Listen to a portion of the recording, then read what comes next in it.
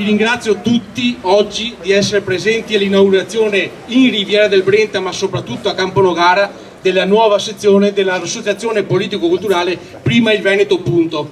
Per noi oggi è motivo d'orgoglio aprire qui in Riviera del Brenta, soprattutto aprire a Camponogara.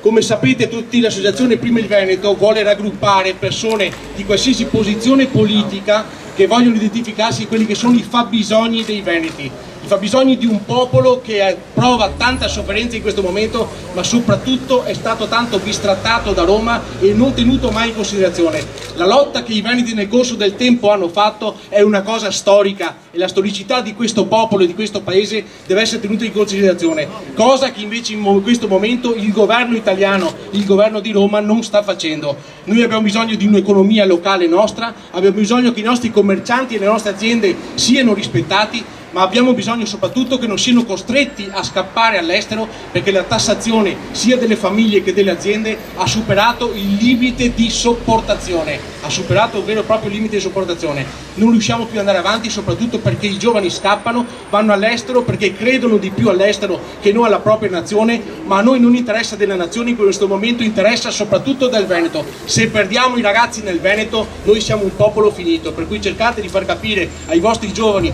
soprattutto per quelli che hanno aziende, di farli restare e di trovare uno stimolo perché i ragazzi trovino una motivazione per continuare a considerarsi veneti e lavorare qui da noi. Volevo ringraziare, in mezzo a tanti presenti, alcune figure istituzionali che ci hanno sempre supportato, guidato e sono sempre stati vicini a noi. Ringrazio la presenza Giorgio Tana, presidente dell'ESU, l'ente studentesco universitario. Ringrazio Roberto Lazzarin, consigliere comunale di Spinea, che tanto lotta nel comune di Spinea, che prossimamente andrà alle elezioni. Ringrazio Alessandro Vianello, lottatore di Mestre Venezia, consigliere comunale di Venezia. Marino Lodoli, consigliere provinciale della provincia di Venezia. Ringrazio la parte della giunta di Dolo con Sabrina Bacchette e Cecilia Canova che sono venute ad aiutarci.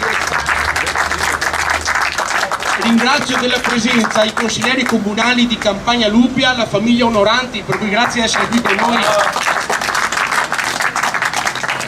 Ringrazio chi in questo momento ha il coraggio di lottare per il proprio comune, forse il comune più importante della Riviera del Brenta, ed è considerata una donna con le palle, Maddalena Gottardo, sindaco di Dolo.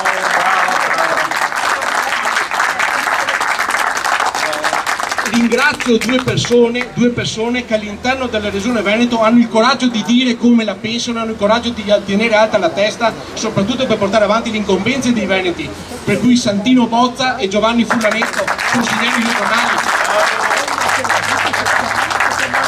E ringrazio soprattutto della presenza per la lotta che hanno portato avanti in anni antecedenti, purtroppo presso il governo di Roma, dove tante volte hanno lottato per le istanze dei veneti, Paola Gois e l'onorevole Corrado Calegari, che sono qui presenti con noi. Adesso cortesemente volevo che ci fosse qualcuno che portasse i saluti, per cui volevo il sindaco di Dolo, Maddalena Gottardo, che portasse un saluto ringraziando della sua presenza. Buongiorno a tutti. Paolo ha detto delle cose sacrosante. Guardate, io vi dico solo una cosa: questa settimana io sono stata da uno degli imprenditori più importanti che abbiamo a Dolo, una ditta storica, che mi ha detto che se non faccio velocemente qualcosa lui se ne va in Austria, perché praticamente gli danno gratuitamente il terreno sul quale ricostruire l'azienda, 5 anni di detassazione completa, costo del personale solo 40% rispetto a quello che paga qua, e praticamente l'unica cosa che gli chiedono è di far lavorare le aziende del territorio, quindi praticamente quello che dovremmo fare noi, no?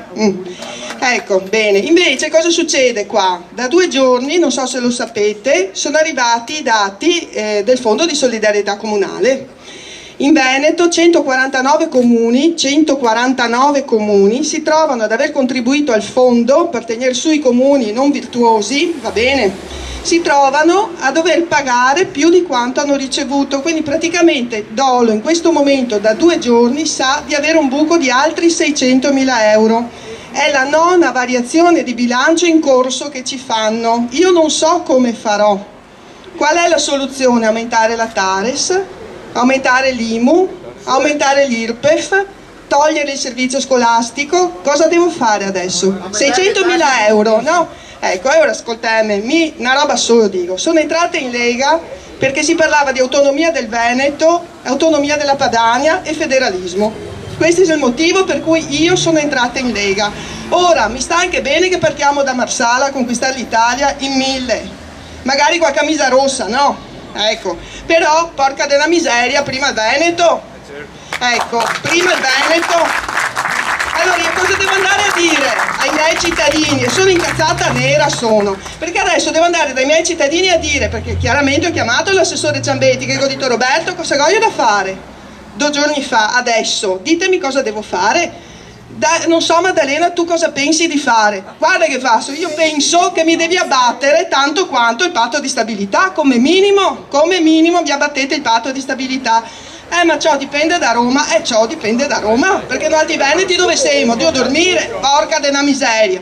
Allora datemi, ho detto, la possibilità di mettere l'avanzo di amministrazione a copertura di sto buso per ove sputano dappertutto, perché cosa vuol dire questo? Mettere l'avanzo di amministrazione che ha un minor risparmio dovuto al minor servizio che ho dato ai miei cittadini a coprire un buco che l'inefficienza romana mi ha provocato. E basta, signori, se 9 volte che mi sono io cercare di rampegame sui specchi, perché adesso ci sono sindaci che stanno mettendo le chiavi sul tavolo, chi si arrende va via, ma io li capisco, però non possiamo mollare in questo momento qua, perché mollare i comuni e i commissari vuol dire proprio che quei 600.000 euro vengono coperti con maggiore tassazione. Il commissario che ne frega niente, il commissario arriva e quadra i conti, ma quadrare i conti vuol dire andare sopra la testa delle persone. E allora adesso basta, prima il Veneto, punto e basta.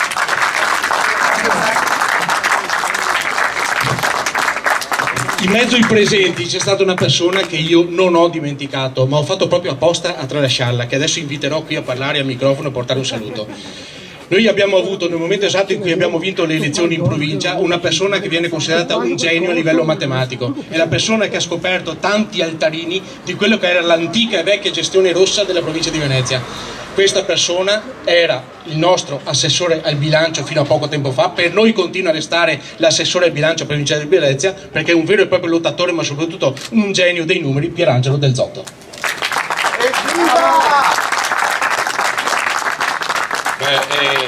Dopo quello che ha detto la Maddalena credo non ci sia nient'altro da dire. Io l'ho vissuta in prima persona, a noi è costato 5 milioni 2 mesi fa, quando era ancora là. Dal 1° ottobre non sono più là, però so che la situazione è drammatica. Siamo sempre là, bisogna arrivare sì che l'universo sia in pareggio, quindi qualcuno spreca e qualcuno deve coprire i buchi di chi spreca. Un invito alla Maddalena: diventa un comune non virtuoso, così poi farai pagare a quelli virtuosi i buchi che altrui fanno. Dite, io vengo da un incontro di ieri sera in cui Alessandro ha portato le nostre idee. C'è molto fermento sul territorio, la gente si sta stufando, l'economia sta scoppiando, ci hanno criminalizzati con lo spesometro, la gente non consuma più, non consumando più manca il gettito IVA. Cosa fanno sti geni? Aumentano le aliquote, evidentemente avranno studiato da Topo Gigio. Ecco, io credo che il paese sia sull'orlo del tracollo economico, i parametri sono tutti saltati, io mi auguro a questo punto che al più presto, prima il Veneto, punto. Grazie.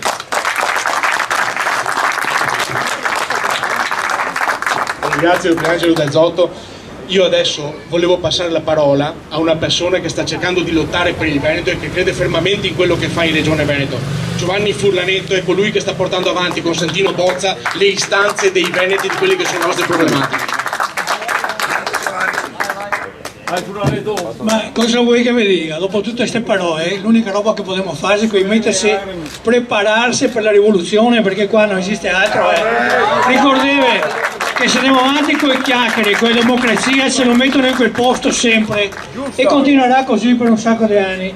L'unica è prepararsi a fare la guerra, non che c'è alternative. È dura dire queste robe qua, ma ragazzi, questo è il limite ormai della nostra sopportazione. O se prepariamo a una lotta dura, durissima, e se no siamo destinati a soccombere. Al nostro spazio, al nostro Veneto, non gli dà nessuna importanza da Roma, anzi ne ritiene dei sottosviluppati. Quindi noi altri bisogna che lottiamo, siamo soli, siamo solo noi altri, e oltretutto anche nel Veneto che abbiamo delle teste dure che non capisce niente, quindi non sarà una lotta facile, ma dobbiamo prepararci a questo. Quindi viva il Veneto, viva San Marco.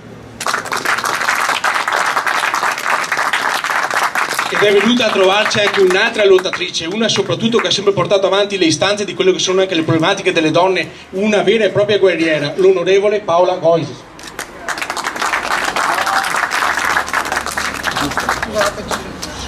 Intanto buongiorno a tutti, preciso che non potevamo mancare né io né Santino, perché come sapete siamo sempre presenti, abbiamo sempre lottato in tutti i modi, da tutte le parti, infatti siamo tra gli espulsi dalla Lega, ma per noi è un onore, perché quella che c'è adesso non è più la Lega, io la chiamo la cosa 2.0, con tutto ciò che c'è di implicito, dicendo cosa. 0.2? Ecco, e che è arrivata allo 0.2. Adesso stanno facendo, Maroni sta facendo la sceneggiata e sta prendendo di nuovo in giro i militanti, dicendo che saranno i militanti a votare al congresso. Se avete letto bene le norme che sono state portate avanti, in realtà presa in giro, perché io non parlo mai male, ma sapete già cosa voglio dire, perché i militanti saranno chiamati solo a firmare, se vorranno firmare, a fare le primarie il 7 dicembre, ma poi la cassa con tutte le schede che verrà tenuta in mano e a casa del presidente di seggio verrà portata a Torino, chissà perché a Torino fra un po' si portavano a Lione, c'è la Fiat, ecco, e lì verranno conteggiate. Chi ci dice che durante il tragitto, chissà perché, non si tolga qualche scotch e magari entrino dentro delle schede bianche, delle schede con altri nominativi? Non solo, e poi, bravissimo, e poi dentro il congresso voteranno 330 delegati. Quali delegati? Quelli che c'erano al congresso dell'anno scorso, esclusi tutti gli espulsi, di cui uno sono io, uno è Santino e altri, insomma sapete quanti ce ne sono, così. Allora io voglio dire, è ben detto prima il Veneto, perché ricordiamoci un principio sempre molto vero: la libertà non ce la dà nessuno, bisogna conquistarla, e allora bisogna conquistarla con tutti i modi, bisogna fare tutti i tentativi possibili. Ora c'è questa vostra iniziativa, questa nostra iniziativa, perché anche noi abbiamo partecipato e siamo con voi insieme a lottare in questo modo, ma ricordiamoci, non dimentichiamo le parole che ha detto Giovanni, se le ultime cose che stiamo facendo non otterranno risultato, penso che non ci saranno altre strade, perché Roma continua con la sua attività, con la sua politica. Ci hanno tolto la tesoreria, hanno portato tutti i soldi a Roma per paura che appunto noi ci tenessimo i nostri, ma bisognerà tenersi i nostri. Ma allora io mi chiedo, perché tutti i sindaci del Veneto non cominciano a far saltare il patto di stabilità? Perché i veneti non dimostrano di avere le palle, scusate, io non parlo mai così, ma ci vuole in questo momento, quando ci vuole, ci vuole. Allora dobbiamo dire che tanta responsabilità sta anche nei veneti. Allora ben vengano queste iniziative, ben venga il suggerimento, il pungolo, perché appunto questi veneti si sveglino, perché è vero, ci considerano come una colonia da terzo mondo. E allora muoviamoci, andiamo avanti, complimenti a voi che avete aperto un'altra, questa è la terza mi pare, sezione, sede di Prima il Veneto, e andiamo avanti in questo modo che siamo sulla strada giusta. Grazie a voi. Lui invece è stato il segretario provinciale della Lega Nord, ha combattuto come onorevole a Roma, ma soprattutto è quello che ha avuto il coraggio di rimettere in moto una macchina di persone venete che credevano in quello che facevano. L'onorevole Corrado Calegari, presidente dell'associazione politico-culturale Prima il Veneto, punto. bravo, bravo. Bene, grazie a tutti e un ringraziamento particolare a chi ha permesso l'apertura di questa sede. Io volevo ringraziare l'amico Borella, se viene qui, possiamo dire il padrone di casa, è quello che ha permesso a Prima il Veneto di aprire la sua terza sede qua in provincia di Venezia. E poi volevo ringraziare anche Stefano Boscolo,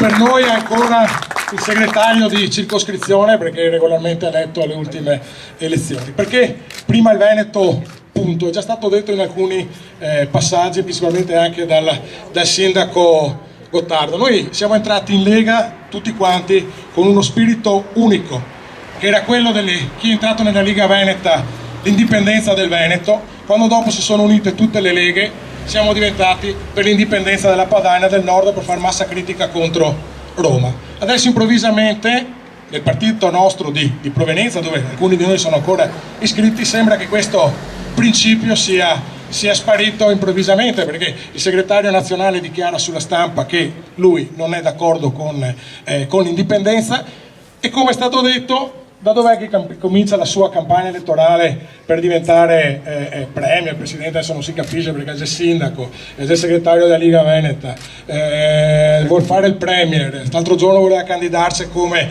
segretario federale. Io penso invece che dovrebbe preoccuparsi di Verona, perché come sindaco uno deve seguire la propria città, se non nascono i casini che sono successi in questi giorni. E soprattutto comunque io penso che i movimenti autonomisti non hanno bisogno di novelli garibaldini, cioè andare a Marsala, andare a Palermo, andare a Trapani, ma negli altri veneti cosa ne frega, questa gente qua, decenni che ci rubano i soldi dalle tasche. Noi ripartiamo da dove? Da prima il Veneto, punto. Noi non ci scostiamo, non ci inventiamo niente di nuovo, perché sono battaglie che tutti noi in piazza, insieme al segretario federale Umberto Bossi, abbiamo portato per tanti anni. Non è cambiato assolutamente niente. Sono altri che hanno cambiato le proprie posizioni, ma se le vogliono cambiare, che vadano fuori dei coglioni e non rompano le scatole ai veneti. Viva il Veneto, punto, e avanti con l'inaugurazione, grazie. Noi oggi, volevo solamente scusarmi perché non abbiamo fatto arrivare pullman dal sud e purtroppo, forse è meglio per voi, non vi serviamo né Marsala nel tavolo dove troverete del vero e proprio prosecco veneto, ma soprattutto ci siamo dati una regolata, abbiamo deciso di fare questo, non vi abbiamo preparato il risotto. Scusate il sarcasmo, sapete che sono così. Io adesso invece chiedevo il taglio del nastro che avvenisse, e vorrei invitare, penso sia gradito da parte di tutti, il presidente Corrado Collegari, ma soprattutto Mario Borella, che ci sta dando una mano, a essere loro due che tagliano il nastro di questa bellissima sede che sarà in via anticipata, ve lo dico, la cosa antecedente a un'apertura di una nuova sede a Martellago, sicuramente fra 10-15 giorni. Vi daremo la data esatta, le comunicazioni, perché mentre altri chiudono con vecchie bandiere, noi continuiamo ad aprire, perché noi siamo veneti e ci crediamo in quello che facciamo. Grazie di cuore e accomodiamoci per l'inaugurazione. Viva